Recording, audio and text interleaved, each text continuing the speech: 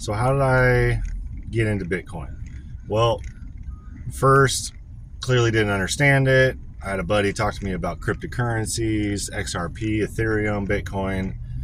Didn't know which one was the best, didn't know what did what, the hell were any of them, internet coins and stuff like that. So basically he talked to me about, the ins and outs of like making money on it, kind of like an investment. So I started doing a little bit of my own research, bought XRP first. Didn't understand it when I bought it, but hey, let's just see how it goes, trying to invest in something. So one of the biggest reasons I started investing in things is because I wanted to start a business. I was working a 9 to 5. I didn't know how I was going to basically do better than my 9 to 5.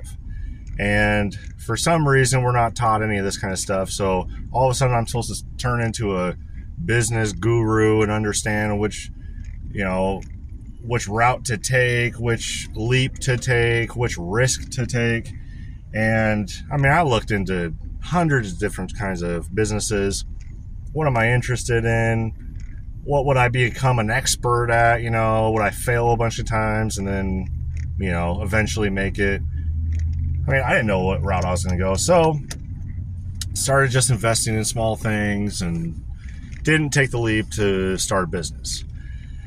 Well, eventually I kind of got my head wrapped around Bitcoin a little more, watching videos on YouTube about cryptos, and eventually started hearing about Michael Saylor and hearing what Michael Saylor had to say about Bitcoin. And of course, he's basically talking trash about other cryptos and saying Bitcoin's the one. So I just started listening to him a little bit more, just to, not because he convinced me yet, but he seemed to be pretty convincing. So the more and more I listened to him, the more he was telling me to do my own research. So I did, and I read the Bitcoin Standard.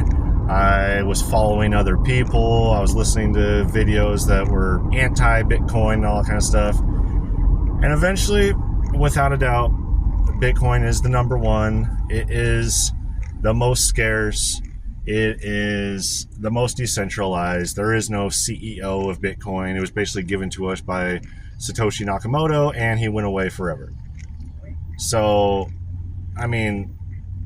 all these other companies have a CEO to where they could technically influence something, and still pretty decentralized, way more decentralized than our bank system and traditional finance systems. But anyways, stay tuned. I'll talk more about it, watch more videos about Bitcoin.